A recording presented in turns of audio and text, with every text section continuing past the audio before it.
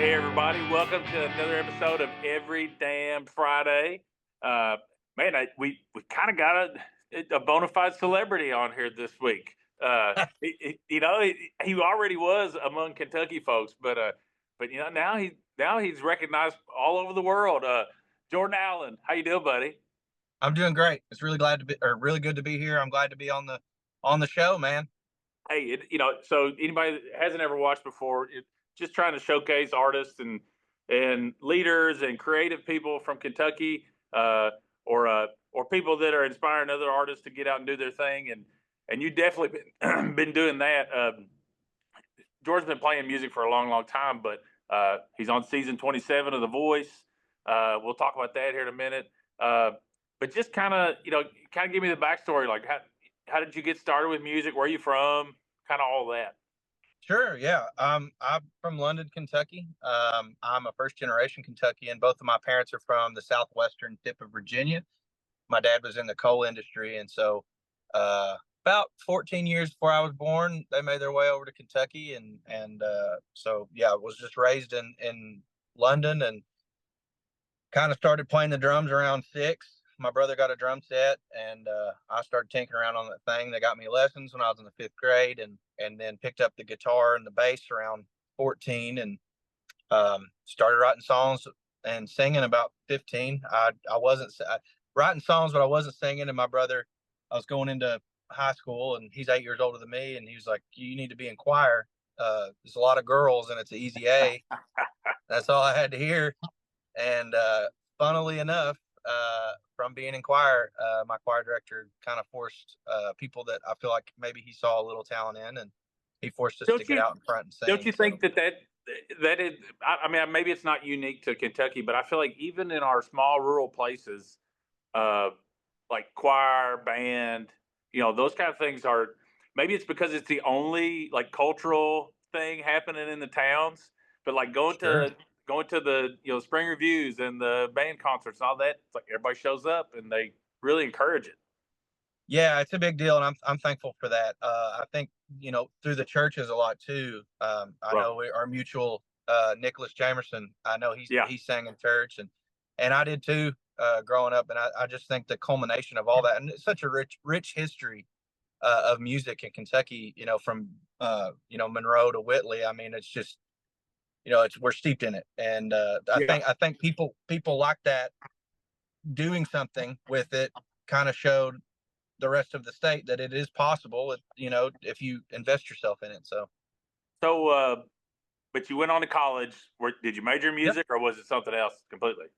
I got a vocal scholarship to a school called Cumberland University in Lebanon, Tennessee. There's the Okay. University of Cumberland's in Williamsburg, different school, and it's like 30 miles east of Nashville for anybody that doesn't know. And my whole plan was to major in voice and go to Nashville all the time. And because I majored in voice, I had to do a bunch of stuff in Lebanon all the time. And so after that semester, I was like, I had to make a pitch to my folks and was like, Peace, I'm listen, out.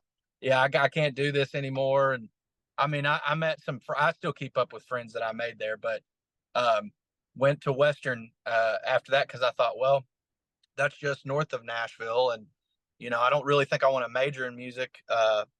So I majored in marketing at Western. So. And now as a musician, all you do is market all the time. Um, Yeah, exactly. well, but I became good friends with my social media marketing professor there, Joanna Melancon. I still keep up with her. She taught me a lot, I for guarantee sure. it.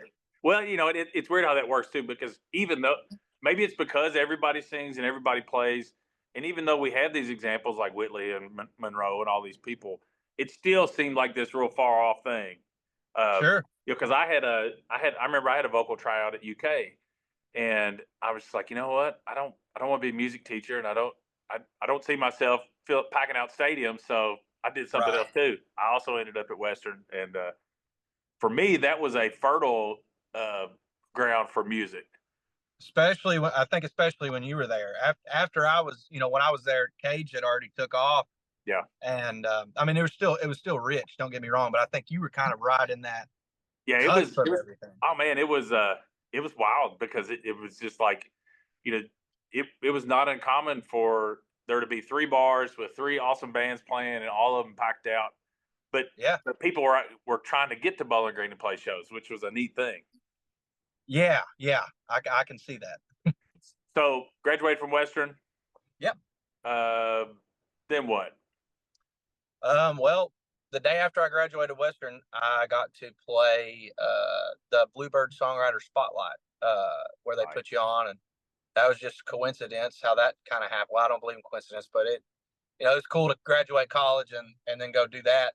And yeah, I got on the Writers Night stint after that. Shortly after, I think February of 2017, I was on that and moved back to London, got engaged, and got a job that I felt like I was supposed to just get a job, right? And got a job at a bank Do the working. damn thing. Yeah, I mean, I did the same thing. yeah. And in my interview, it was a part time, and I was like, just so you know, like I'm playing music, like that's my main thing. This is, to make the powers that be happy, whoever that is. Yeah.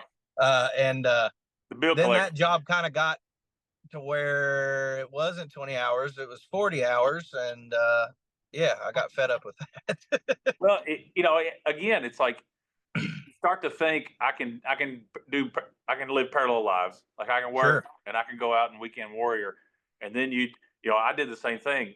I had a principal who I taught high school, and he was great about letting me. He was kind of cool about me missing a day to go to Nashville, and then it turned into one day a week. I had a meeting, and then finally he was like, after like you got to do something. So it was about 2015 for me, where they actually gave me a sabbatical. They gave me a year off Oh, uh, wow. that I never came back.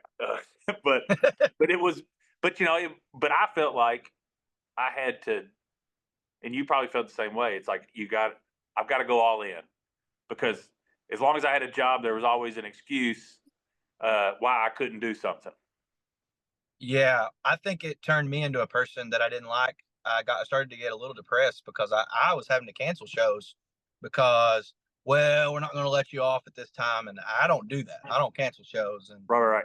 unless I'm on my deathbed, and even then, I'll probably still try to go. And my wife, she had quit her day. Well, she really did. She worked for AmeriCorps, and then she was just like got her personal training license. She was working for herself, Yeah. and she was like, "This is the most freeing thing in the world, and I think you should really think about doing that." And so she was a big catalyst for me to do that because I think culturally, as a man, I kind of felt like, well, I need to have something steady, and having her blessing was like kind of allowing me to go, okay, Hey, this is okay. I was in Stella was the same way. She's like, as long as can hold up your end of the bargain, I don't care how you make the money. Yeah, It was tough. We had 3 kids and doing it.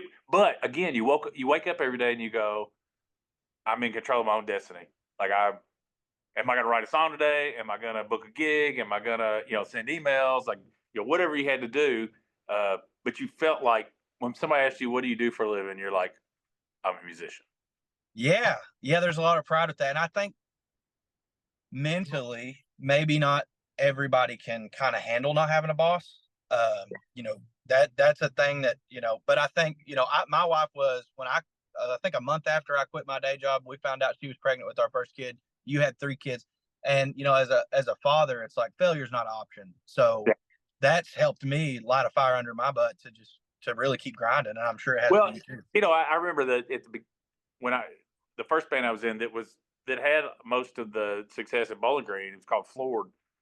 We had a manager who was like we were touring with Little Big Town at the time when they had a #1 song, and I just kept sitting around going, "When are you gonna get my record deal? Like, when are you gonna book?" Like, I was so naive and so dumb, and it was like, now it's like I don't want any of those people. Like, I got it. Like, I'll make the phone call. Whatever. Like, you have to be Yeah. that person, and kind of like you can't sit and wait for somebody to do the work for you. Yeah, yeah, and especially with the industry changing so much now, it's like Spotify and all this. We have all this technology at our hands. It's almost like, and I think labels have changed mentality too. I don't know. I don't want to speak negatively of them at all, and that's not what I mean when I say this. But it's like they're kind of waiting on you to do the work first, Yeah. and get those fans. Prove to me that you've got this thing, and then we'll take the risk. Exactly. Whereas, I saw an interview with Tracy Lawrence talking about 7 months after he moved to Nashville, he had a deal. Yeah, You know, those are the good old days. yeah, yeah. So Yeah, it's different now. you could get a development deal that you could live on for 5 years while you did a record. Exactly. Yeah, yeah. So it's different now, but I'm with you. I like being in control of aspects of my career.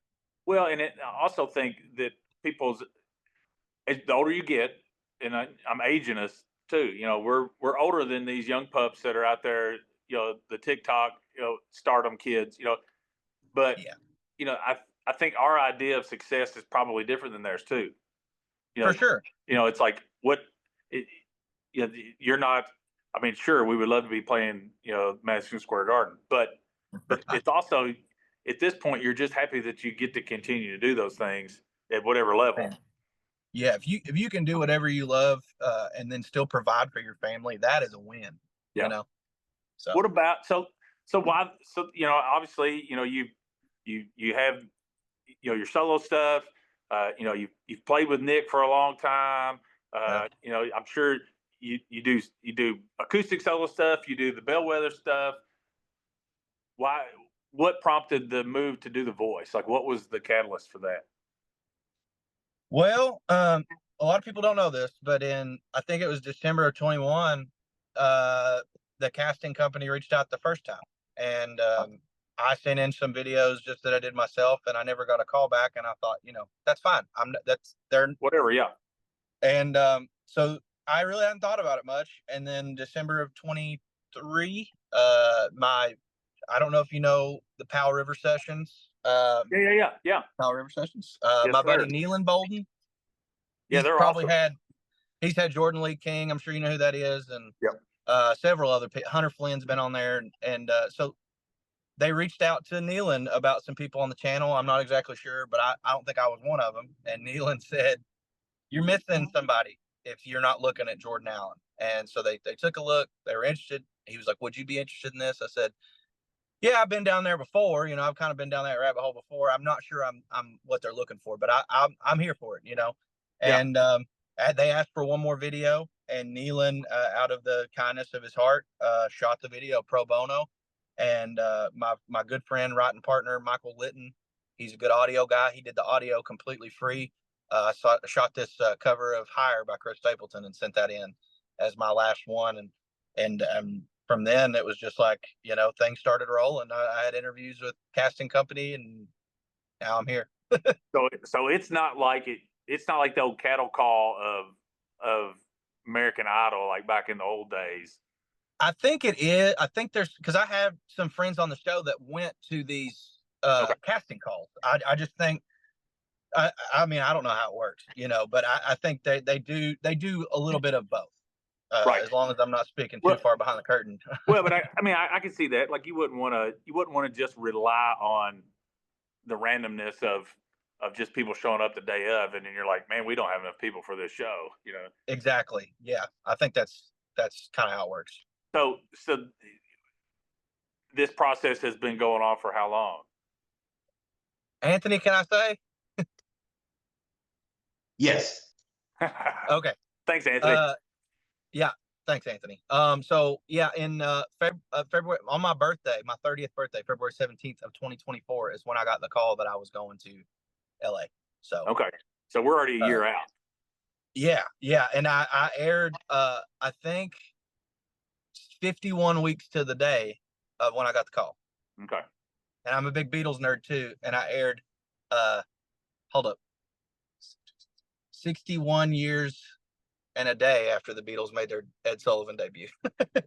Hey, listen, I mean, ultimately, we're all sitting around waiting to see if you won. But it was so cool, just because it's a big deal when somebody gets a feature. Even when Incredible.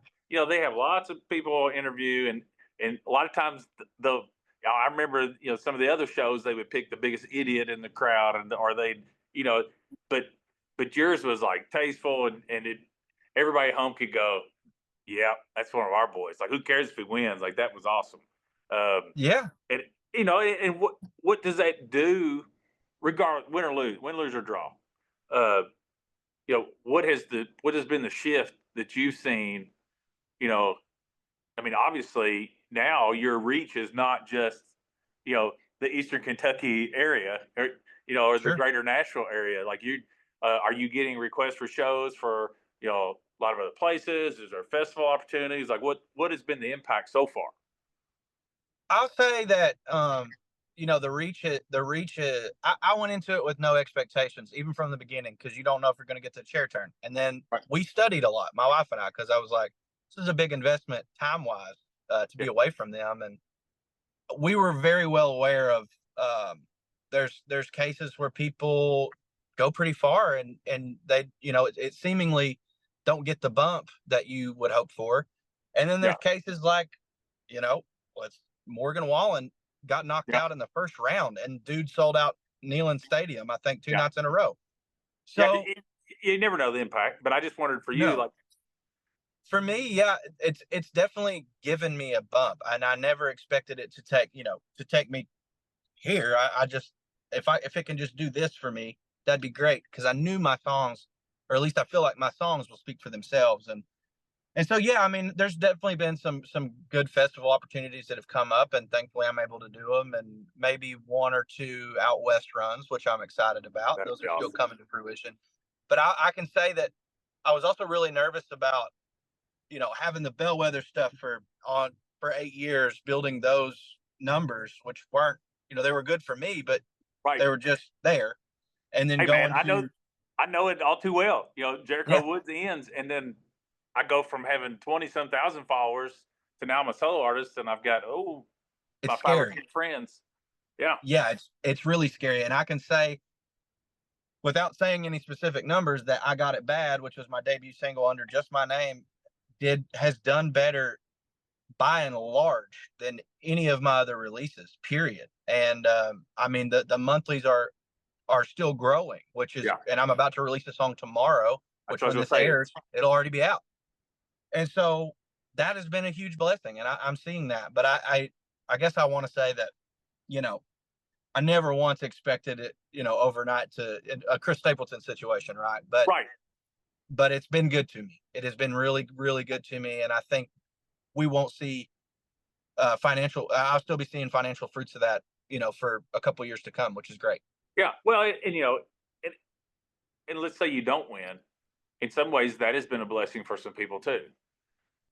Because there's going to be obligations of winning that and it's not a knock one way or the other, you know, but you've also, I'm sure there's some contractual stuff that you can't talk about that Sure, that can complicate things for somebody. And sure, but at the end of the day, like there have been people who would shit on this kind of thing. Like this for isn't how sure. you do it, right? This is Right. like because I like Dave Grohl's one of my favorite people of all time, and I tried out for American Idol a long time ago at the bequest of my wife, and I kind of feel like not that I would have got it, but I feel like I kind of like self sabotage. Like I talked myself out of it being like a thing that I would do, right? But now it's like you said, it's like your songs are your songs.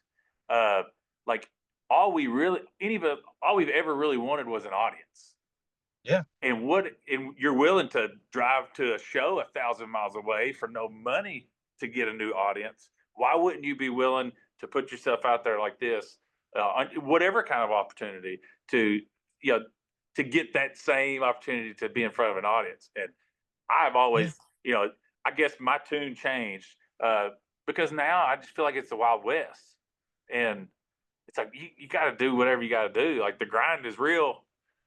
Yes. Yeah, and the work doesn't stop at the show. And you know that, Yeah, and that's kind of the attitude I've always had going into it.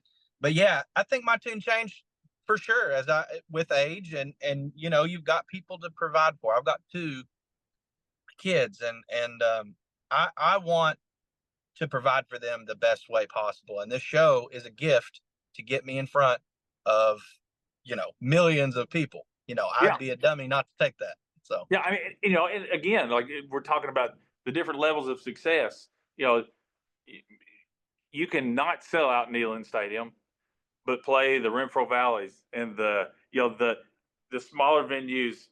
as an artist who has notoriety for your whole career. It and I've had a friend, Dallas Moore. You probably know Dallas. He'd always just say, "Yeah, just don't go away, brother. Like you guys just don't go away, amigo." And you end up like John Prine in your 80s, because you never quit getting this a whole new audience that discovers you. And like, I don't know, anything that allows you to keep it going Yeah. is a gift. Yeah, there's a lot of truth in that. I kind of feel like some of the most successful people just never gave up. It's not necessarily that they have the best songs or the best voice or whatever. They just never gave up. Well, you have to be present to win. So Yeah. you don't know when that opportunity is going to be.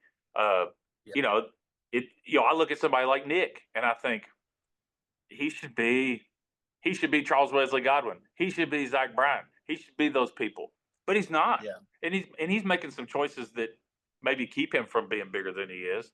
That I totally respect. But at the same time, you could release a TikTok of one of your songs tomorrow and be like Old 60, who's they're just from right up the road here. I mean, they're on every festival announcement that I'm seeing this summer. They had 5 original songs when they got picked up. You Yeah. know, so I think it's amazing. And as a Kentuckian, you know, I think you're just proving everybody right that Kentucky has the most talent of any place in the whole damn world. I really think so. The concentration, it's crazy and I know you tour outside of the state and it's just like, it's different. I Yeah. think it's a little harder to garner attention Oh, because this is we the have hardest so place in the many. world. Yeah, you throw a rock and hit a great songwriter anywhere. And it's different, but that's good. I think it makes all of us better. Yeah. So Oh, for sure. And we're not assholes to each other either. Like, very you know, true. I do this because I'm fans of the people that I have on it, and all I'm hoping is that some other people, find them. You know, Yeah. I'm not getting any Spotify plays off of this. Uh, when I do the Ramble at the Randall, Nick just played that in October. I bring in I bring people that I want my community to get to know, uh, Yeah. because I'm proud of our musical heritage for sure. Uh, so there he Wow. is. So Okay. what happened was I had my phone like on my steering wheel, like clipped, and it with no warning, it was like, "Oh yeah, your phone's too hot to do anything, buddy." It's really sorry. I like stuck it down in my van cooler real quick. It's all good, man. It's all good. Okay. Hey, Well, I'm so gonna hold it right here as long as it won't offend anybody that it's maybe jiggling around a little bit. But jiggling doesn't bother me. cool. What? So let's talk about the single. Yes, March 12th. It's called The Curse, and What? I can get. I mean, in October of 22, I went to the listening room at Pigeon Forge. There used to Yeah. be one there, and played Friday. And my mom and dad and my brother and his wife, and they only had one kid at the time. She came along. My wife and 2 kids. Everybody came to that show. Stayed in Pigeon Forge, and I worked the Saturday, and then I worked that Sunday in Mount Sterling, and it was just I got to spend time, but it wasn't. I just felt like I was absent all while being present, and I just remember having this moment where I was leaving to play in Virginia on that Saturday, and they were going to Dollywood, and my daughter was crying because she just wanted me to go to Dollywood with her, and I couldn't, and that really stuck with me, and I cried all the way to Virginia, and wrote the song after I don't know week or two after stewing on it and kind of being a little bitter, but Well, you know, it kind of is a curse, man. Like yeah, it's hard to not feel a little selfish sometimes about these things we're chasing. You know, yeah, yeah. It's helped knowing that it's my income and for our family, but yeah, I mean, you don't ever. Dad guilt is just as real as any other kind of mom guilt or whatever, and it's a I've real got thing. Catholic guilt too. So Southern Baptist guilt for me, maybe yeah, yeah. but yeah, it's a real thing, and yeah, that's what the song's about. Just kind of working through those emotions. Well, I'm excited to hear that one. If people want to find stuff, man, where do they go? Um, I mean, I'm on every streaming platform, and then my socials. We're still kind of working on the rebrand. I kept my handles the same because that's what they were on the show. Yeah. So it's TikTok and Instagrams at JA and the BWS, but the name is still just Jordan Allen. And then on Facebook, I do believe it's just Jordan Allen on there as well. Okay. Guys, listen, we're super proud of this guy, but he's been doing it long before he got on the big TV screen. So if he's playing, he's got a lot of shows listed on his socials. If he's anywhere close to you, go check him out. We're all got our fingers crossed. Uh, you know, when will be the reveal? Like when will the person that wins be announced? That's probably not till the end of May. Okay, so there's So still a while. we got battles, knockouts, and then playoffs, and then we go into the live portion. So we still got plenty of Mondays to watch and be nervous. It's like, yes, please tune in to The Voice, season 27, to see your boy. And hopefully he's there every week until May. Yes. But we won't know because eventually it switches to live. And, at that point, you don't even know what's happening. So, yeah, yeah, exactly. But yeah, every Monday, 8, 7 Central on NBC, and then it airs the following day on Peacock. So awesome, man! Thank you so much. I know you're headed down. Probably got a big show that you're getting ready to play, and but I appreciate you taking a little bit of time to speak to me. I know our listeners will enjoy hearing your story. Guys, go check him out, buy his merch, stream his music, and watch him on The Voice on Monday nights. Jordan, thank you so much, buddy. Josh, thanks for having me, man. It's a real honor. Good to talk to you. All right, you too. Thank y'all again for listening to Every Damn Friday.